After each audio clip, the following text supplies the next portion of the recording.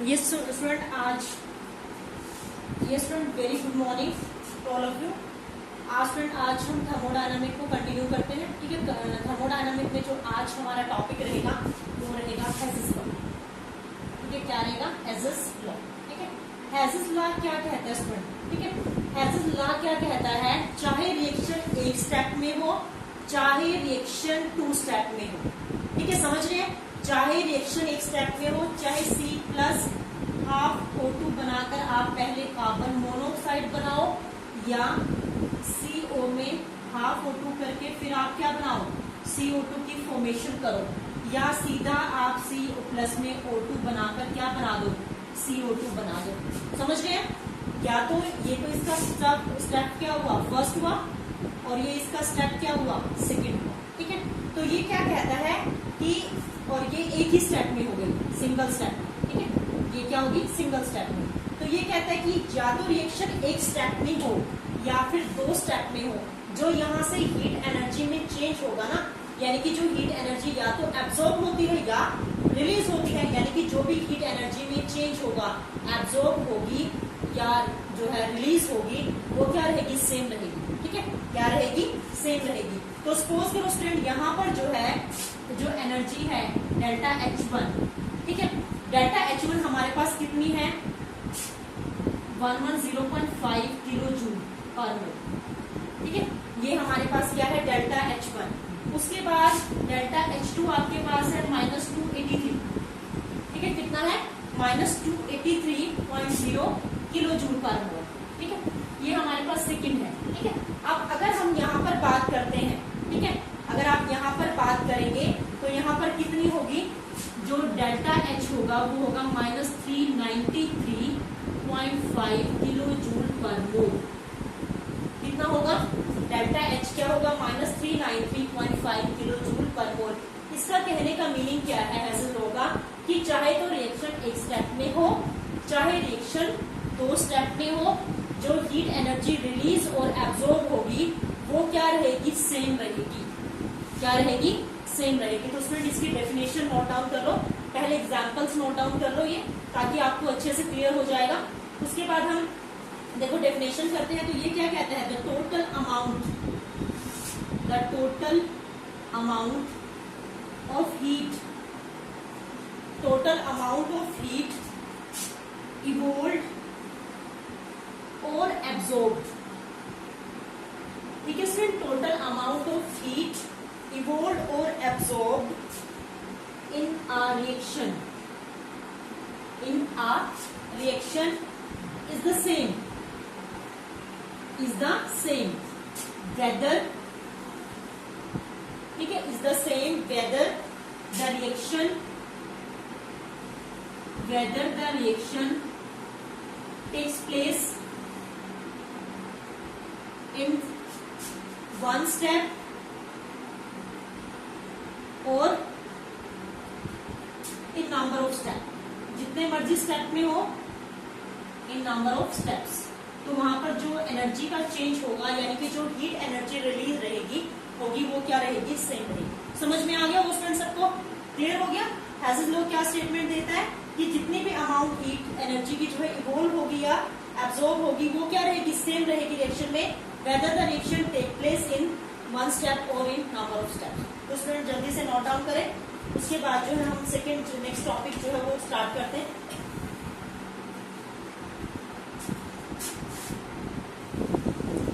ये स्टूडेंट अब हमारे पास आता है एप्लीकेशन ऑफ हेज़ेस लॉ। क्या आता है? Application of Hess's law. ठीक है, अब हम इसके एप्लीकेशंस के बारे में बात करेंगे। तो स्टूडेंट सबसे फर्स्ट एप्लीकेशन हमारे पास आता है कैलकुलेशन ऑफ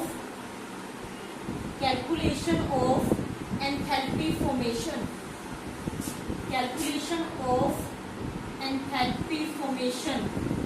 ठीक है, तो देखिए स्टूडेंट, जब हम एंथैल्पी को कैलकुलेट करेंगे, अब सपोज करो आपको जो है रिएक्शन दी हुई है, क्वेश्चन देखिए, इसके ऊपर जो है न्यूमेरिकल आते हैं। तो स्टेटमेंट देखिए, स्टेटमेंट हमारे पास है कैलकुलेट द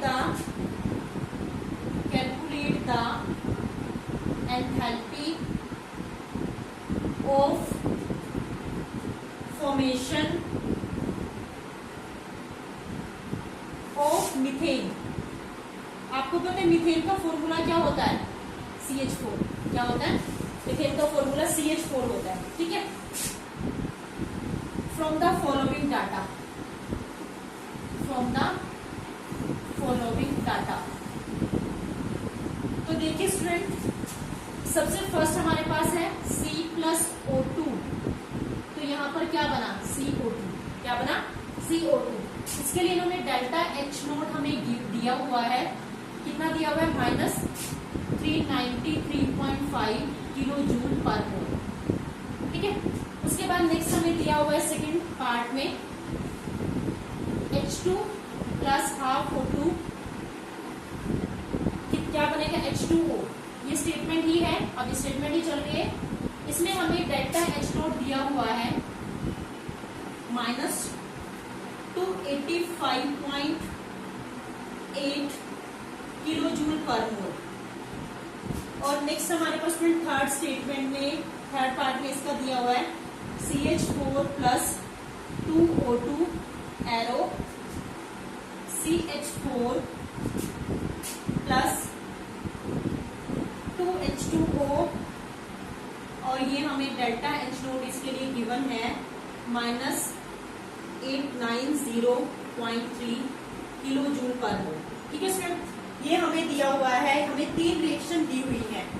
अब आप क्या करें? आपको क्या चाहिए? CH4 चाहिए। क्या चाहिए? CH4। यानी कि आपको ये चाहिए कि जब हम कार्बन में हाइड्रोजन की एडिशन करें तो हमें क्या मिल जाएगा? CH4। हमें सिर्फ इतना चाहिए, यानी कि यहाँ से कार्बन चाहिए, ठीक है, हाइड्रोजन चाहिए और CH4 चाहिए। तो अब आप कैसे इनका अरेंजमेंट करें? तो मैं इसको इक्वेशन नंबर 1 कंसीडर कर लेती हूँ, इसको इक्वेशन नंबर 2 कंसीडर कर लेती हूँ और इसको हम कर लेते हैं इक्वेशन नंबर 3। तो स्टूडेंट अब आप क्या करेंगे?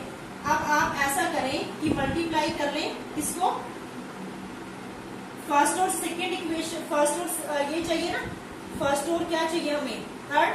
तो आप ऐसा करो, फर्स्ट और थर्ड को तो कर लो ऐड, और कार्बन प्लस में H2 CH4 हमें चाहिए। तो आप ऐसा करें इसको, ठीक है। इक्वेशन 2 को तो 2 से मल्टीप्लाई कर लो, क्योंकि हमें यहाँ पर कितना चाहिए? 2H2 चाहिए। कितना चाहिए? 2H2 चाहिए, ठीक है। इसको मल्टीप्लाई कर लो, ठीक है, और इसको इक्वेशन नंबर 1 में ऐड कर दो, ठीक है। इसमें ऐड करो, 2 को किससे मल्टीप्लाई करो? इक्वेशन नंबर 2 को मल्टीप्लाई करें आप 2 से और ऐड कर दो किसमें? इक्वेशन नंबर 1 में, ठीक है। इक्वेशन नंबर में 1 में ऐड करने के बाद उसको सब्सट्रैक्ट कर दो 3 में से, ठीक है। थर्ड इक्वेशन में से आप इसको सब्सट्रैक्ट कर दो, ठीक है। आप देखो हम करते हैं इसका अरेंजमेंट। मैं ऊपर वाला पोर्शन जो है वो रब कर देती हूँ।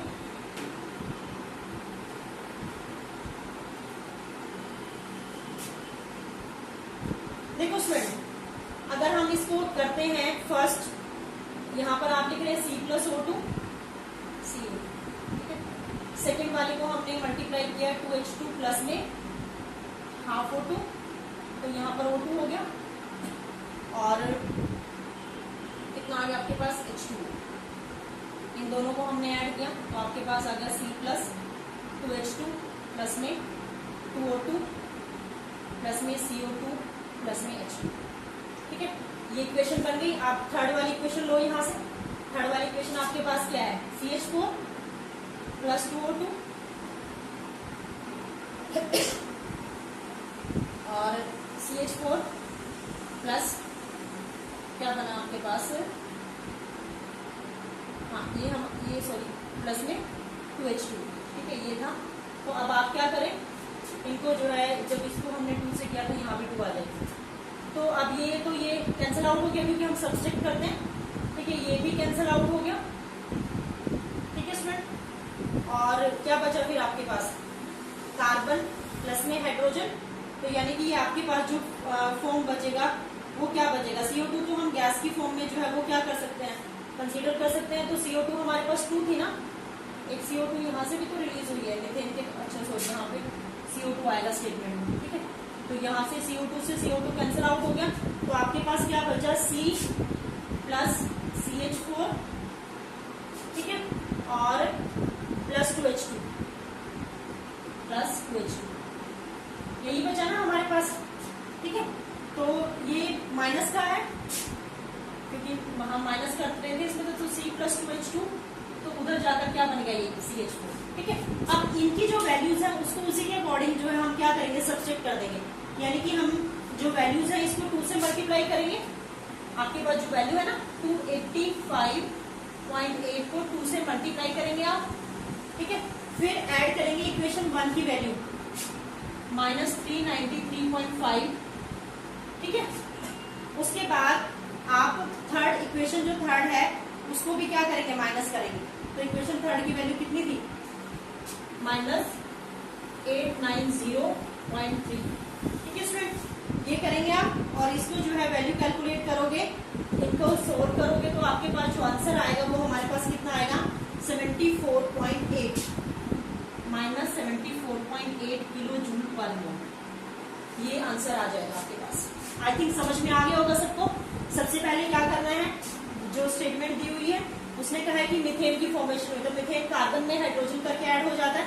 उसके बाद आपने ऐसा देखना है, ऐसा अरेंजमेंट करना है कि आपके पास कार्बन प्लस में हाइड्रोजन, अब यहाँ से तो सीधा पता चल रहा है कि इसको अगर हम ऐड करेंगे, इसको तो ऐड ही करना पड़ेगा, लेकिन हमें 2 हाइड्रोजन भी चाहिए यहाँ पर, तो 2 से मल्टीप्लाई और थर्ड वाले को क्या करो, माइनस कर दो, तो सारी वैल्यू जो है वो क्या हो जाएंगी, कैंसिल आउट हो जाएंगी। तो ये हमारा जो है फर्स्ट एप्लीकेशन है इसकी, इसको कैलकुलेट करने में, एंथैल्पी ऑफ फॉर्मेशन को कैलकुलेट करने में। तो जल्दी से नोट डाउन कर ले स्टूडेंट इसको। ये स्टूडेंट सेकेंड जो हमारे पास है application, calculation of enthalpy of allotropic transformation. तो स्टूडेंट इसमें भी हमारे पास न्यूमेरिकल है, न्यूमेरिकल से हम वैल्यू कैलकुलेट करेंगे। तो स्टेटमेंट आप पहले लिख लें, ठीक है। तो स्टेटमेंट हमारे पास क्या है, calculate the enthalpy change, calculate the enthalpy change, calculate the enthalpy change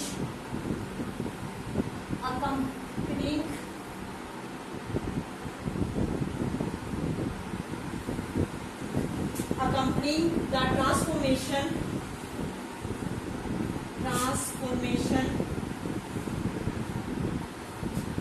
of carbon graphite, carbon की एलोट्रोपिक फॉर्म है carbon graphite to carbon diamond,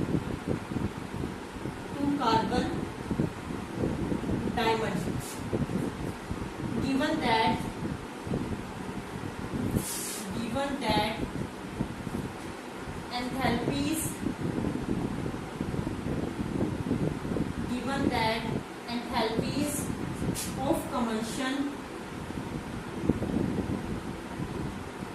of graphite and diamond are 393.5 and 395.4 kilojoule पर मोल respectively. अब देखिए student, सबसे पहले आप जो है स्टेटमेंट को ध्यान से रीड करेंगे। स्टेटमेंट में बोला गया है कि हमने एंथैल्पी चेंज निकालना है जब कार्बन ग्रेफाइट से कार्बन डायमंड में चेंज होगा, यानी कि जब कार्बन जो है कार्बन ग्रेफाइट, ठीक है, किसमें चेंज होगा, कार्बन यानी कि कार्बन डायमंड, ठीक है, ये निकालना ना आपने। तो अब देखो जब कार्बन का ग्रेफाइट ऑक्सीडाइज होगा, ठीक है, फर्स्ट हम मानेंगे कि जो कार्बन का ग्रेफाइट है ऑक्सीडाइज होगा, ठीक है, तो किसकी फॉर्मेशन करेगा, CO2, क्या बनाएगा, CO2। आपको एंथैल्पी चेंज दिया हुआ, कितना दिया हुआ, 393.5, किलो जूल। ठीक है, कितना दिया हुआ हमें, ये डेल्टा एच हमें दिया हुआ 393.5। ठीक है, सेकेंड हमें कार्बन जो डायमंड है, क्या है, कार्बन डायमंड ऑक्सीडाइज होगा तो क्या देगा, CO2। इसके लिए हमें डेल्टा एच दिया हुआ है 395.4 किलो जूल पर मोल। ठीक है स्टूडेंट, यहाँ तक समझ में आया सबको। यानी कि उसने कंबशन बोला है, कंबशन का मतलब जब हम इसको क्या करते हैं, बर्न करते हैं। अब हमें क्या चाहिए, कार्बन टू डायमंड, हमें यहाँ पे निकालना है डेल्टा एच, क्या निकालना है, डेल्टा एच। तो आप सीधा क्या करें कि आपको कार्बन ग्रेफाइट से क्या मिल जाए, कार्बन डायमंड। तो आप इक्वेशन जो है 2 को सब्सट्रैक्ट कर दें, 2 में से 1 को क्या कर दें, 2 में से जो है 1 को सब्सट्रैक्ट कर दें। ठीक है, यानी कि ग्रेफाइट माइनस डायमंड। तो देखिए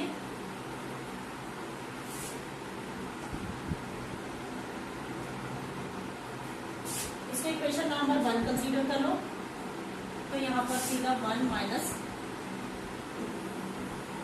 तो यहाँ पर आ गया carbon graphite minus carbon diamond. ठीक है, ठीक है, क्या है, carbon graphite minus carbon diamond.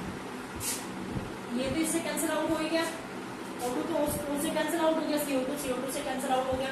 तो अब ये आप क्या करें, इसकी वैल्यूज को माइनस कर दें, फर्स्ट वाली में से सेकेंड वाली को माइनस कर दें। ठीक है, तो यहाँ पर क्या आ गया हमारे पास, माइनस 393.5 किलो जूल पर मोल में से आप माइनस कर दें किसको, माइनस 395.4 किलो जूल पर मोल। ठीक है, इसको माइनस कर दो तो ये माइनस माइनस प्लस हो जाएगा। तो जो वैल्यू आपके पास कैलकुलेट होगी वो कितनी होगी, प्लस 1.9 किलो जूल पर मोल। समझ में आया स्टूडेंट। सेकेंड एप्लीकेशन कैसे की हमने, सेम वही करना है, फर्स्ट और सेकेंड इक्वेशन। आपने जो देखना है प्रोडक्ट की साइड ये दिया हुआ है, तो मतलब आपको जो है फर्स्ट वाले में से सेकेंड वाले को माइनस करना होगा। माइनस करके जो है जो ये वैल्यूज आपको गिवन है पुट करो और जो है कैलकुलेशन करके वैल्यू को जो है वो सोल्व करो। ठीक है स्टूडेंट, समझ में आ गया, आई थिंक सो सबको क्लियर हो गया। अब स्टूडेंट हम इसकी थर्ड एप्लीकेशन के बारे में बात करते हैं। ठीक है, तो जल्दी से इसको नोट डाउन करो, हम थर्ड एप्लीकेशन को करते हैं। ये स्टूडेंट थर्ड हमारे पास आता है कैलकुलेशन ऑफ, एप्लीकेशन है एसएलओ की, calculation of enthalpy hydration. Calculation of enthalpy of hydration third application है एसएलओ की। तो देखिए स्टूडेंट, सबसे पहले हमें स्टेटमेंट न्यूमेरिकल से करेंगे इसको। ठीक है,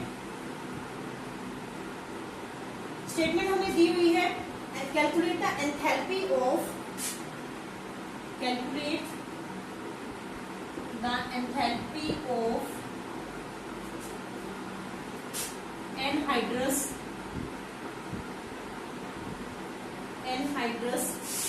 copper sulphate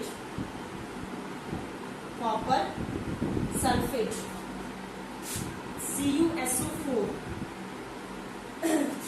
into hydrated copper sulfate CuSO4.5H2O. Given that the enthalpies of solution of anhydrous copper sulfate